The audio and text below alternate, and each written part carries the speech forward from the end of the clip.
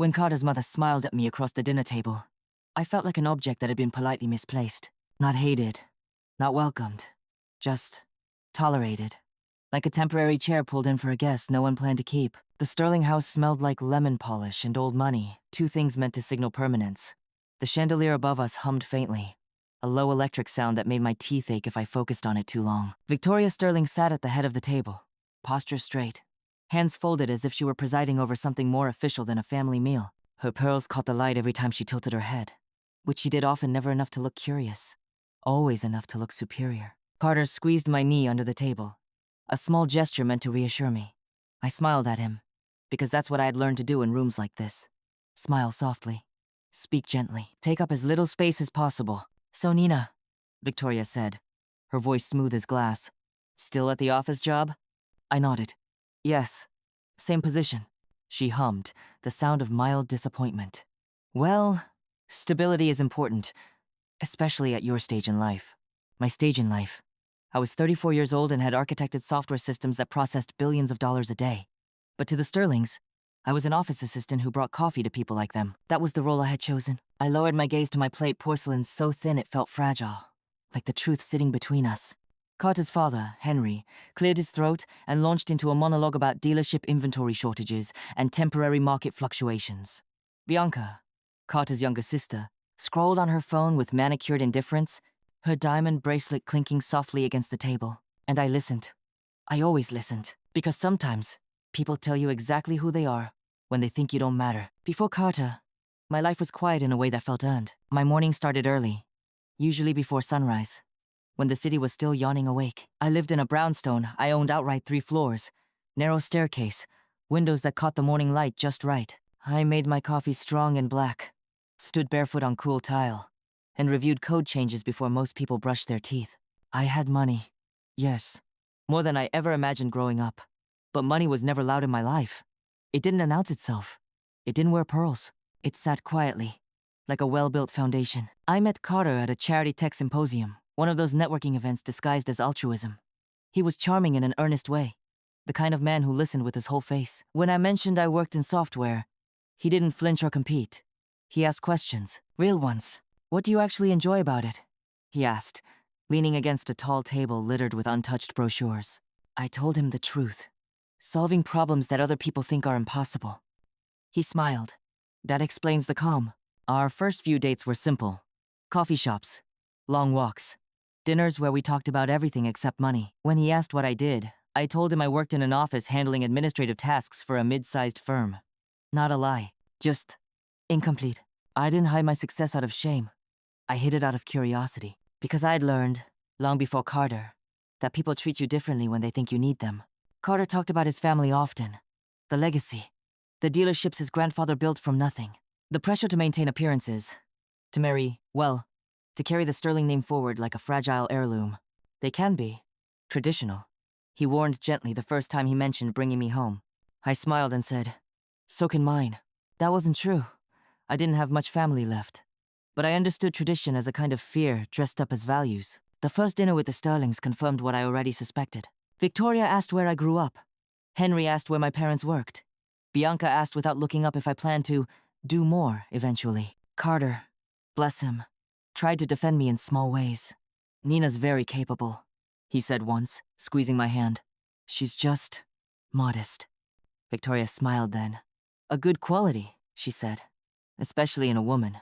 I remember the exact moment I decided to keep my secret. It was when Victoria leaned over her teacup and said, "Carter needs someone who understands sacrifice.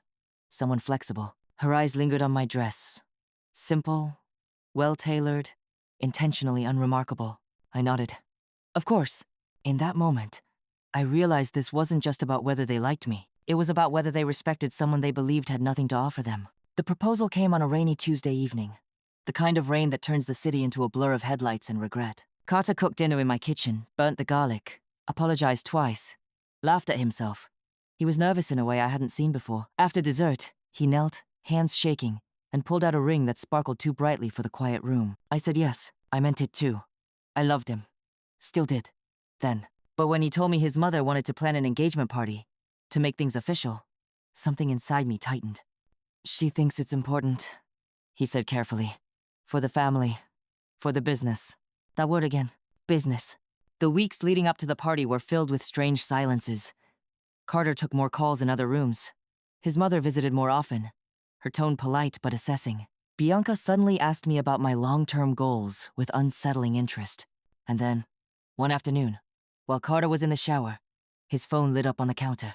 A message preview flashed across the screen. Isabella says the board needs reassurance before the merger. My stomach dropped not from jealousy, but from recognition, because that wasn't the name of an ex you'd casually mention. That was the name of a plan.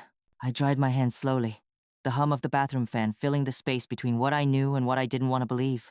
That night, I lay awake listening to Carter breathe, wondering how long I'd been auditioning for a role I was never meant to keep, and whether the Sterlings had any idea how badly they had underestimated me. I didn't confront Carter about the message right away. That might sound strange to some people, too calm, too calculated, but I've learned that truth reveals itself more completely when you give it space to breathe.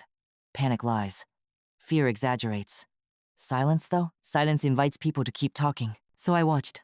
I watched the way Carter's shoulders tightened whenever his mother's name lit up his phone. The way he started saying, "We'll see," instead of course, when I talked about wedding plans. I watched how often Isabella's name appeared, always wrapped in professional language, the board, the merger, legacy partners, as if turning a woman into a concept made her less real. One evening, while we were folding laundry, I asked casually, "Do you still talk to Isabella?" Carter's hand stilled for half a second too long. "Sometimes," he said, carefully neutral. "She's involved with some of the family business matters." I nodded, matching socks. I didn't realize she still was. "She understands the dealerships," he added quickly. "She grew up around them. It's nothing personal." Nothing personal. That phrase always means the opposite. I didn't argue. I didn't accuse. I just filed the moment away, like a document waiting for its proper folder. The engagement party invitations went out a week later. Thick cardstock, embossed lettering. A venue that cost more for flowers than most people make in a year. Victoria insisted it was necessary. "Appearances matter," she told me over tea, her gaze fixed somewhere just above my head. "Especially now." "Now?" I asked. She smiled thinly.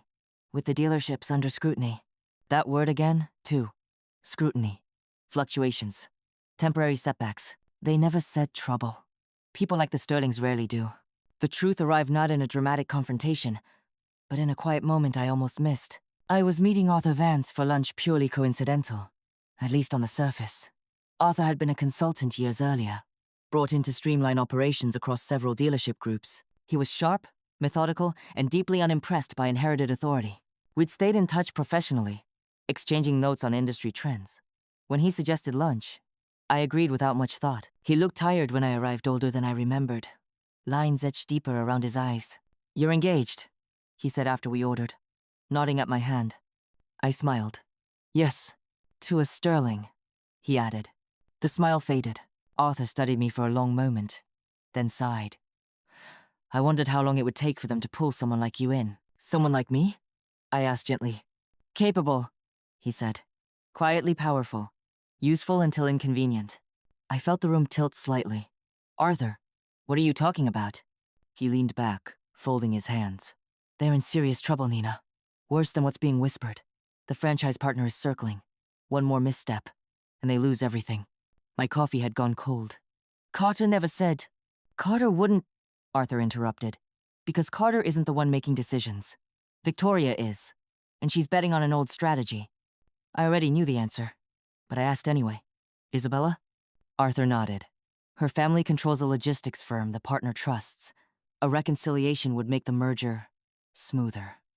The words landed heavily, each one settling into place with terrible clarity. "And me?" I asked. Arthur's eyes softened. "A placeholder. Someone to keep Carter respectable while negotiations play out. Someone easy to dismiss once the right match returns." I didn't cry. I didn't raise my voice. I just felt something inside me go very still. Arthur hesitated. "There's more." He told me about discrepancies. Missing funds, accounts that didn't quite add up. Bianca's name surfaced more than once, always in side notes, always protected. I tried to raise concerns, he said quietly. They froze me out, terminated my contract, blamed creative differences. I sat there, the hum of the restaurant fading into the background. "So why tell me?" I asked. Arthur met my gaze. "Because you're not who they think you are. And because I don't like seeing good people used." That afternoon, I walked back to my office, the real one, not the one the Sterlings imagined, and closed the door. Then I started making calls. Betrayal doesn't always feel like a knife. Sometimes it feels like clarity. I didn't confront Carter yet. I wanted to be sure about everything. I reviewed financial reports the Sterlings would never guess I had access to. Cross-referenced timelines. Traced the money trails Arthur hinted at. Bianca was sloppy. Entitled people often are. Small transfers at first, then larger ones masked as vendor payments. Consultant fees. It was all there, waiting for someone to look closely enough. And Isabella? She wasn't just talking to Carter. She was meeting him. Late evenings. Private rooms. Always under the guise of business. The engagement ring on my finger began to feel heavier with each new truth. One night, I asked Carter directly, "Why did you propose?" He looked startled. "Because I love you." That's not what I asked. He swallowed. The timing felt right. "For who?" I pressed softly. He didn't answer. That was answer enough. The engagement party arrived dressed as celebration, but it felt more like a performance. I let Victoria plan every detail. I let Bianca smirk when she thought I wasn't looking. I let Carter drift, caught between guilt and obedience. And all the while, I prepared. Arthur and I spoke often, our conversations precise and careful. He had documents. I had leverage.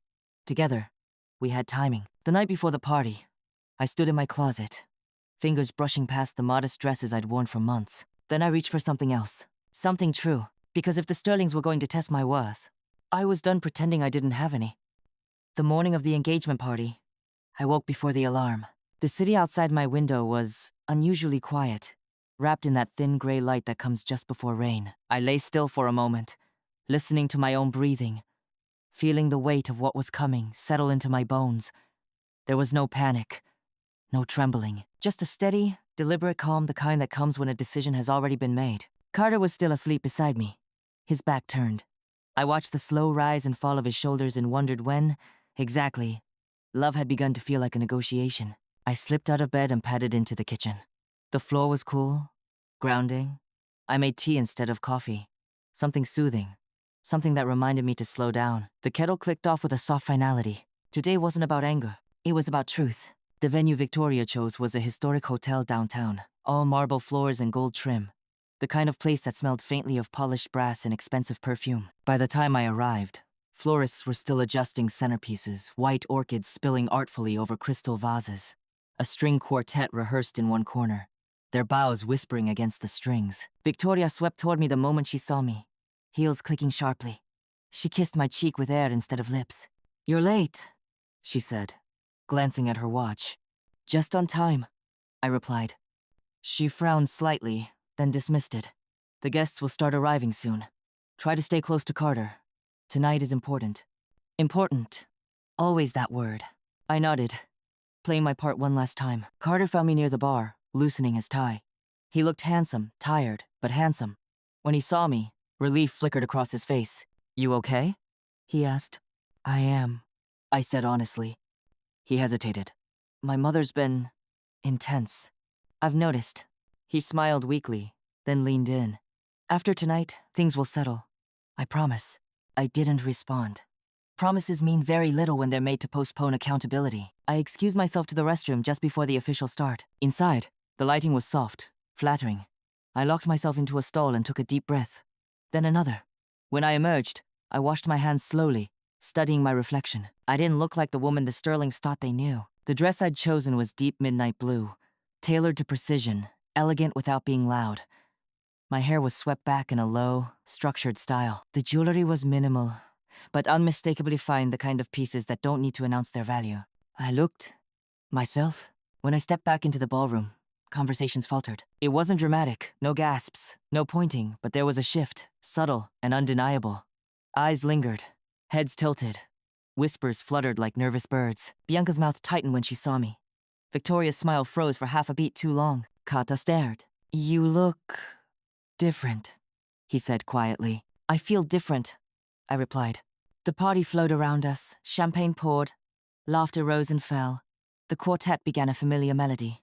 I moved through the room with measured grace, greeting guests, accepting congratulations. More than once, someone asked where I'd gotten my dress, my jeweler, my tailor. Victoria intercepted one such conversation quickly, her hand firm on my elbow. "Excuse us," she said, steering me aside. You're drawing attention. I met her gaze. Is that a problem? She lowered her voice. This isn't about you. I smiled gently. It never was. The moment came sooner than expected. Victoria tapped a spoon against her glass, the sharp chime cutting through the room. The quartet fell silent. Conversations hushed. She launched into a speech about family, legacy, love, well-practiced words that rang hollow to anyone listening closely. Carter stood beside her, posture stiff, eyes searching the crowd. And now, Victoria concluded, we'd like to invite Nina to say a few words. There it was. The assumption that I would play along, smile, thank them, stay small. I took the microphone from the stand, feeling its cool weight in my hand. For a moment, I said nothing. The silence stretched long enough to make people shift uncomfortably, long enough to command attention. I was told, I began calmly, that this evening was about appearances.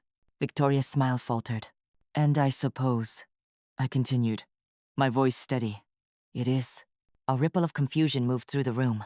4 months, I said. I've been welcomed into this family as someone they believed was convenient, someone modest, manageable. I glanced at Carter. His face had gone pale. But what they didn't realize, I said softly, is that I was watching. Murmurs now. Bianca's phone slipped from her hand, clattering against the floor. The Sterling dealerships, I continued, are not experiencing temporary setbacks. They are weeks away from losing their primary franchise partner. Gasps. Someone whispered, is that true? Henry stood abruptly. This is inappropriate. Is it? I asked, meeting his gaze. Or is it just uncomfortable? Victoria stepped forward. Nina, stop this at once. I held up a hand. I'm not finished. I turned back to the crowd. Carter has been under immense pressure to reconcile with his former partner, Isabella Moretti, not for love, but for a merger that would benefit this family. Carter shook his head. Nina, please.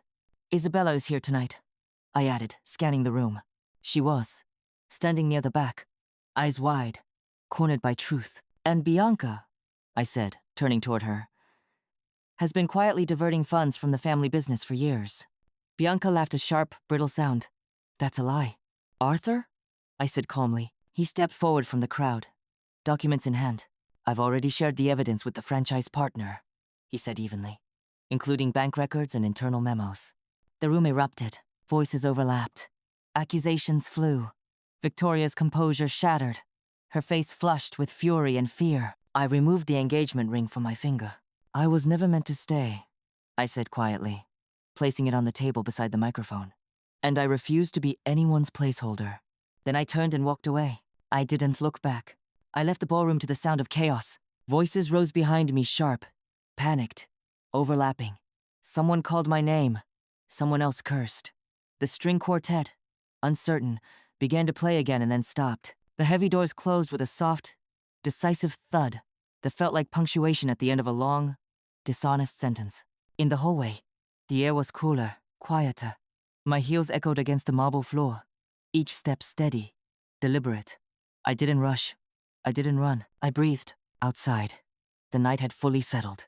Rain misted the pavement, blurring the city lights into something softer, kinder. I stood beneath the hotel's awning for a moment, letting the damp air touch my face, grounding me in the reality of what I'd just done. Then I heard my name again, closer this time. Nina. Carter's voice cracked as he reached me, his jacket unbuttoned, hair slightly disheveled. He looked smaller somehow, like the walls he'd leaned against his whole life had finally collapsed. What did you do? He asked, breathless. I turned to face him. I told the truth. You humiliated my family, he said, anguish sharpening his words. You could have come to me. I did, I replied quietly, in all the ways that mattered. You just weren't listening. He ran a hand through his hair. You blindsided me. I studied his face, the familiar angles, the eyes I once trusted.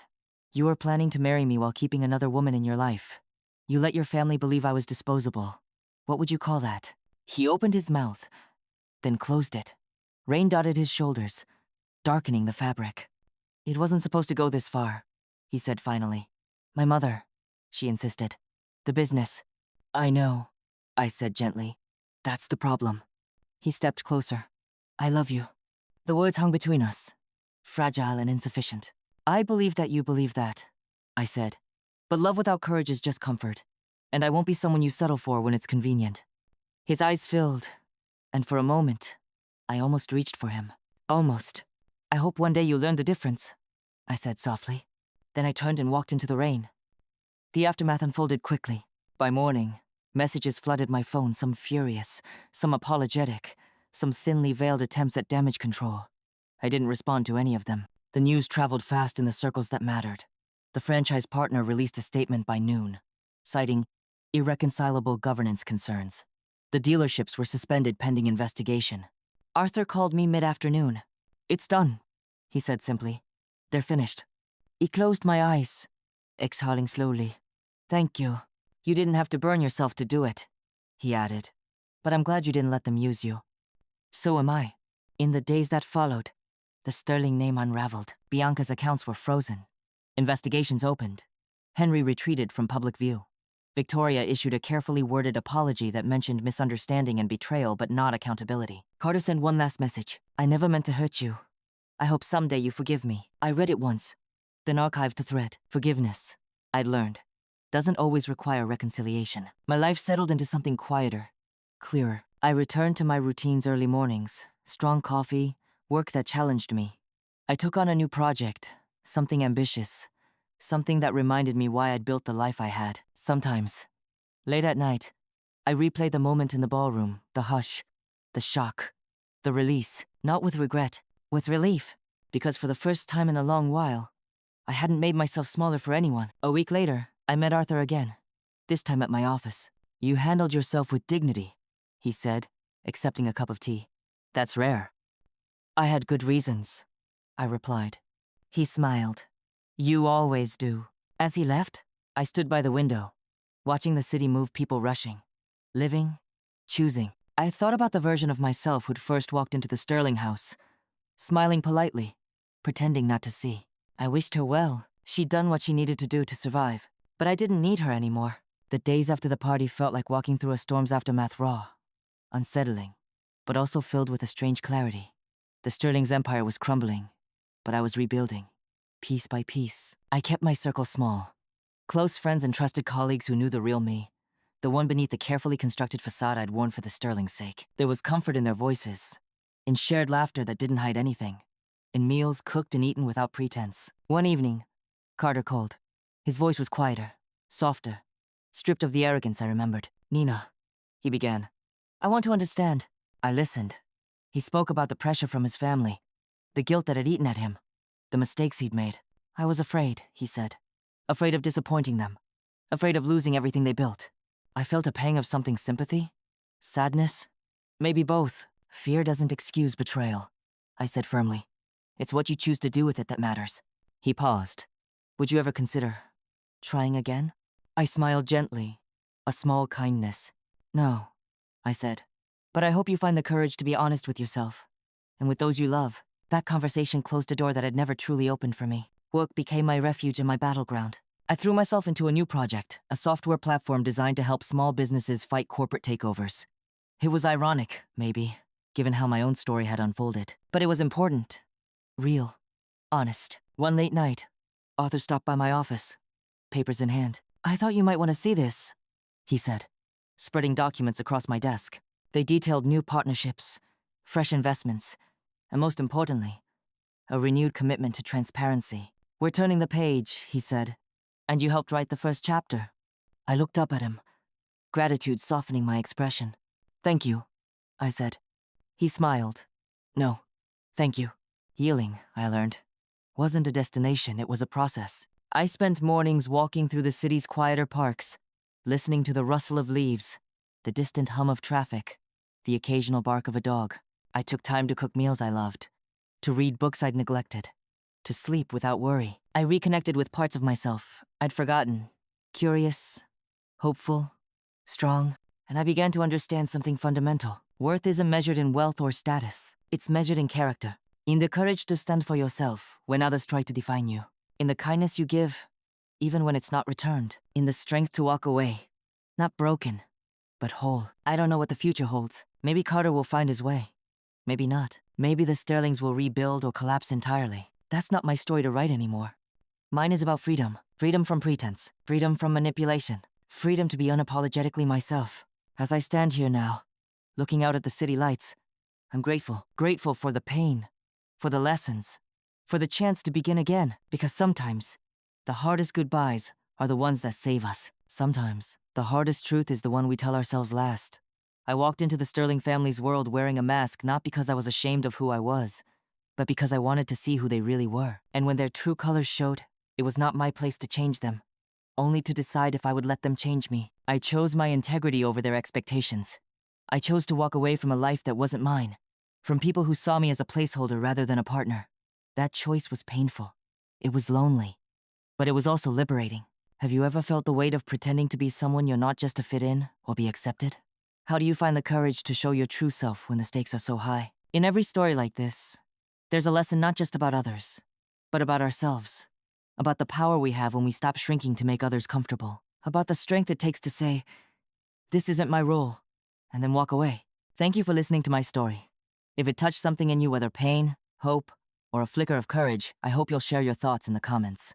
We all carry pieces of these stories inside us. If you want to hear more stories like this, stories of resilience, truth, and quiet strength, please subscribe and support the channel. Together, we remind each other that no matter the hardships, our worth is never defined by those who fail to see it. Would you have stood up like I did? Or would you have stayed and tried to change them? I'd love to hear your thoughts. Until next time, take care of yourself, and remember, your story matters.